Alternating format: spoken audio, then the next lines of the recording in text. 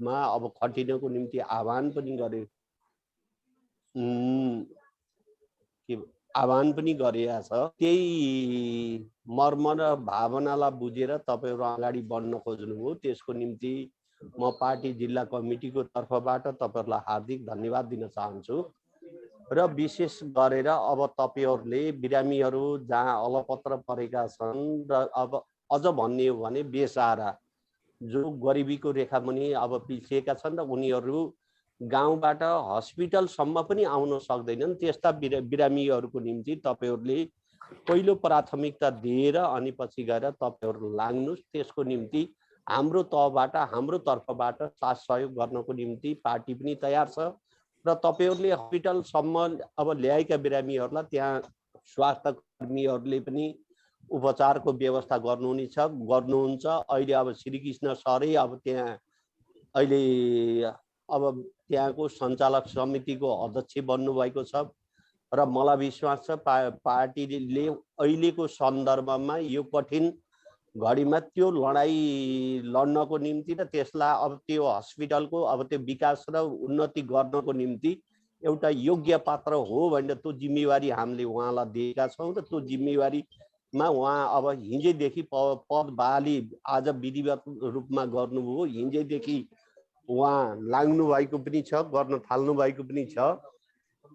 त्यसो भएर तपाईहरु अब एकदम जुन ढंगले जुन उत्साहका साथ तपाईहरु काममा जुट्नु भएको छ त्यही उत्साहका साथ तपाईहरु काममा लागिरहनुस्। त्यसको निम्ति अब पार्टीको तर्फबाट व्यक्तिगत मेरो तर्फबाट अब तपाईहरुले पाउने साथ सहयोग अब तपाईहरुले ल्याएका बिरामीहरु जिल्ला अस्पतालमा अब त्यो उपचार त्यहाँ हुन नसक्ने अवस्था आयो भने पनि अनि पछि गएर त्यति बेला तपाईहरुले यहाँ पठाएका बिरामीहरुलाई अब त्यो हस्पिटलले रिफर गरेका बिरामीहरुलाई हामीले यहाँ अब सक्दो प्रयत्न हामीले गर्ने छौं। उहाँहरुलाई यहाँ औषधि उपचार गराउनको निम्ति हामी अहिले पनि दिन रात हामी खटिराखेका छौं। यो सिंगो हाम्रो टिम खटिराखेको छ। अहिले बिरामीहरु विशेष गरेर यहाँ आएका बिरामीहरुलाई सकेसम्म हामी अलपत्र पर्ने अवस्था सिर्जना हुन दिएका छैनौं। बुटोलमा सके बुटोलमा शिफ्ट गरेका छौं। बुटोलमा नसकेका बिरामीहरुलाई चितवनको सिडिओ साहब प्रेम लामिछानेसित समन्वय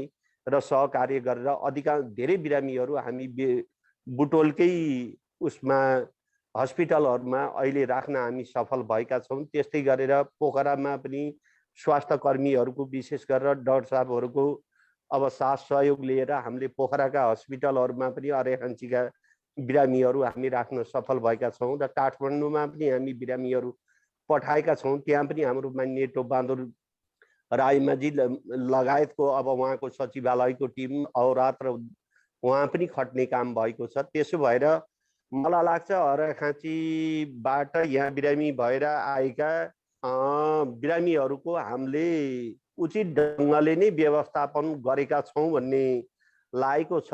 अर्को कुरा त्यहाँ आवश्यक पर्ने स्वास्थ्य सामग्रीदेखि लिएर अनि त्यहाँ आवश्यक पर्ने अक्सिजनको व्यवस्थाको निम्ति पनि हाम्रो टिम विशेष गरेर अब हाम्रो सचिवालयको टिम दिन रात खटिराखेको छ। विशेष गरेर मैले प्रदीप नेपालीलाई स्पेशल्ली त्यही कार्यमा स्वास्थ्य सामग्रीहरू जुटाउने र अनि गएर अक्सिजन अरेखाँची पुर्याउने त्यो काममा अहिले प्रमुख काम त्यसैलाई अब ठानेर अब त्यो कार्यमा लागिरहने काम भएको छ र अक्सिजनको कमी हुन हामी दिएका छैनौं र दिँदैनौं।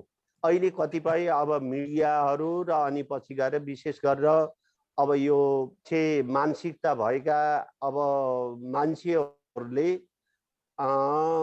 विशेष गरेर हामीले गरेका कार्यहरूलाई तोडमरोड गरेर अनि त्यसलाई अब जनप्रतिनिधिहरूले केही गरेनन् भन्ने त्यो बनाउनको निम्ति विभिन्न खालका अब हथकण्डा अपनाउन खोजिराखेका छन्। म आग्रह गर्न चाहन्छु अब विशेष गरेर युवा साथीहरूलाई तपाईहरु यो सामाजिक सञ्जालमा जुन ढंगले भ्रमहरू सिर्जना गर्ने काम भएको छ त्यसलाई उचित ढंगले अब ती भ्रमहरूलाई चिर्ने कार्यमा सम्पूर्ण युवा शक्तिलाई तपाईहरुले केन्द्रीकृत गर्नुपर्छ भन्ने मलाई लाग्छ।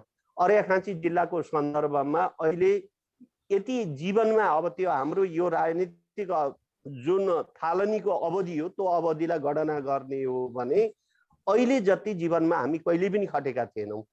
हामी लागेका छौँ, सबै लागेका छौँ। फेरि हामी अब व्यक्तिगत रूपमा अब एउटो हामी लागेका छैनौँ, सबै टिम त्यो ढङ्गले लागिरहेको छ र त्यहाँ कुनै चिजको पनि हामी कमी हुन नदिनको निम्ति त्यो हिसाबले अगाडि बढिराखेका छौँ। र अहिले अक्सिजन प्लान्ट राख्नको निम्ति पनि हामी 24 घण्टा खटेर अनि विभिन्न ठाउँमा हामीले बहस छलफल गरेर त्यसपछि गएर त्यो बजेट पार्नको निम्ति अब माननीय टोपबहादुर राईमाझी अहोरात्र खट्नुभयो, उहाँको टिम खट्यो, हामी सबै खट्यौँ, खटेर त्यो अब पार्ने काम भयो।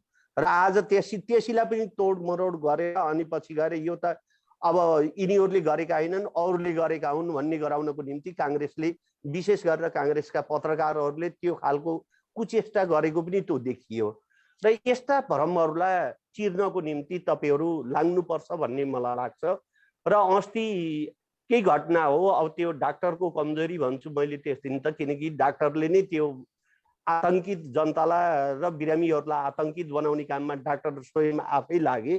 त्यो अक्सिजन कमी भएको थियो भने पनि उनले हामीसित कुराकानी राख्नु पर्थ्यो, उनले हामीसित कुरा गर्नु पर्थ्यो। हामीसित गरेका कुराहरू अब त्यसपछि गएर त्यसलाई अतिरञ्जित बनाएर अनि जुन जनता बीचमा अब यति बजेसम्म ऊ आएन, अक्सिजन आएन भने स्थिति भयावह बन्दैछ भनेर उनले पत्रकारलाई भन्ने काम गरे। त्यो उनीबाट त्यो गम्भीर रूपमा त्रुटि भएको थियो भन्ने मैले आफूले ठानेको छु। र तुरुन्तै हामी त्यस दिन पनि अब हामीले अब त्यो उनले दिएको 3 बजेसम्म आएन भने मान्छे मर्छन् भनेर भनेका थिए। अब त्यति उनले भनेको भन्दा 1 घण्टा पहिले हामीले अक्सिजन त्यहाँ सिलिन्डर हामीले त्यहाँ उपलब्ध गराउने काम गऱ्यौँ। तर हामीले उपलब्ध गराइसकेपछि त्यसलाई फेरि चिरेर अनि अक्सिजन आयो भनेर त्यसलाई जसरी फेरि जनता बीचमा लानु पर्थ्यो त्यो काममा न डाक्टरलाई न अनि पछि गएर तिनी लेख्ने पत्रकारलाई। मैले भन्न खोजेको हामी यसरी लाइरहेका छौँ भने लागेको कुराहरू जसरी उनीहरूले भरम छरिरहेका छन् ती भरमहरूलाई चिर्नको निम्ति तपाईहरु लाग्न जरुरी छ र तपाईहरु लाग्नुस्। र तपाईहरुले के कुराको ग्यारेन्टी गर्नुस् भनिसकेपछि त्यहाँ हामी अक्सिजनको कमी कुनै पनि मानेमा त्यहाँ जबसम्म अक्सिजन प्लान्ट बन्दैन तबसम्मको निम्ति त्यो हामीले ग्यारेन्टी गरेका छौँ। हामी त्यहाँ अक्सिजनको कमी हुन दिँदैनौँ। त्यतिन्जेल हाम्रो त्यहाँ अब सचिवालयकै टिम त्यहाँ अब डेरै गरेर बस्नु पर्यो भने बसेरै अनि पछि गएर त्यहाँ अक्सिजन पुर्याउने काम हामीले गर्छौँ। यसमा तपाईहरुले ढुक्कका साथ चाहे त्यो स्वास्थ्यकर्मी भन्नुहोस् चाहे त्यो जनताहरू सबैलाई तपाईहरुले त्यो आश्वस्त पार्नुस् हामी अक्सिजनको ग्यारेन्टी गर्छौँ भनेर।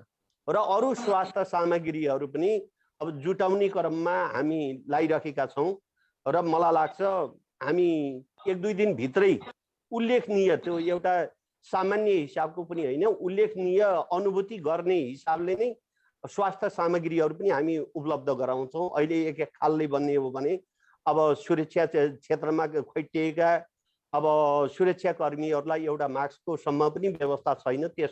त्यो हामीले देखिरहेका छौँ हेरिरहेका छौँ। स्वास्थ्यकर्मीहरूलाई पनि अत्यन्तै असहज परिस्थितिका बावजुद पनि स्वास्थ्यकर्मीहरू खटिरहनु भएको छ हामीले देखिरहेका छौँ। अब त्यही ज्वरो नाप्ने त्यो अक्सिजन नाप्ने अब अक्सिमिटर पनि अनि पछि गएर त्यहाँ अब कमी छ त्यसको निम्ति पनि त्यहाँ कसरी व्यवस्थापन गर्न सकिन्छ भनेर त्यसमा पनि हामी लागिरहेका छौँ। सेनिटाइजरकै पनि अनि हस्पिटलमा कमी छ सुरक्षा कर्मीमा पनि कमी छ त्यसको निम्ति पनि हामी कहाँबाट जुटाउन सकिन्छ त्यसको निम्ति पनि हामीले विभिन्न ठाउँहरूसित अब विशेष गरेर अब समन्वय गरेर यो जुटाउनको निम्ति कोसिस गरिराखेका छौँ। र मलाई लाग्छ पर्सिसम्म त्यहाँ अब प्रदीप नेपालीको नेतृत्वमा दिपा आचार्यको नेतृत्वमा केही स्वास्थ्य सामग्रीहरू त्यहाँ आउने छ र त्यसलाई पनि उचित ढङ्गले हामीले वितरण गर्नेछौँ।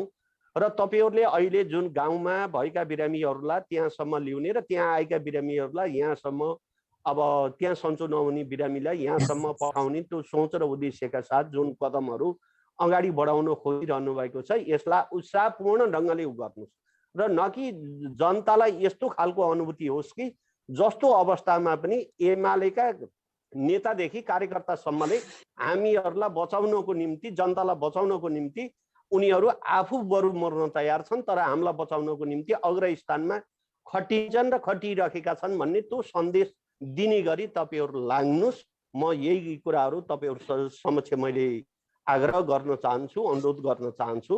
र अरू कुराहरू तपाईँहरू जुन स्रोत अब व्यवस्थापनको निम्ति लागिरहनु भएको छ, अब त्यसको निम्ति पनि अब भन्ने ठाउँहरूमा, लाग्ने ठाउँहरूमा मेरो तर्फबाट म पार्टी अध्यक्षको हैसियतले पनि म त्यो भूमिका निर्वाह गर्नको निम्ति म लाग्ने छु। म तपाईँहरूलाई यही कुरा आग्रह गर्न चाहन्छु। विशेष गरेर अब त्यो अस्पतालमा श्रीकृष्ण सरसित समन्वय गर्ने र उहाँहरूको टिमलाई साथ सहयोग गर्ने र बिरामीहरूलाई त्यहाँसम्म सहज ढङ्गले ल्याउने र कोरोना भएको बिरामीहरूलाई तिरस्कृत गर्ने होइन, अवहेलित गर्ने होइन। त्यो जनजागरण पनि अनि पछि गएर जनता बिचमा पनि त्यो जागरण अभियान पनि चलाउनको निम्ति स्थानीय युवा साथीहरूलाई पनि त्यो ढङ्गले उहाँहरूलाई पनि त्यो काममा लगाउने र जसलाई त्यो रोग लागेको छ उहाँहरूको मनोबल उच्च बनाइदिने। मनोबल कमजोर भएको कारणले पनि कतिपय घटनाहरू घटेका छन्। मनोबल उच्च बनाउनको निम्ति तपाईँहरू त्यो हिसाबले लाग्नुहोस्। यही आग्रह गर्दै अब तपाईँहरू आफ्नो अझै यो छलफललाई घनीभूत ढङ्गले अगाडि बढाउँदै जानुहोस्। यही आग्रह गर्दै मेरा भनाइहरू यही अन्त्य गरेँ। हस्त, धन्यवाद, नमस्कार, लाल सलाम।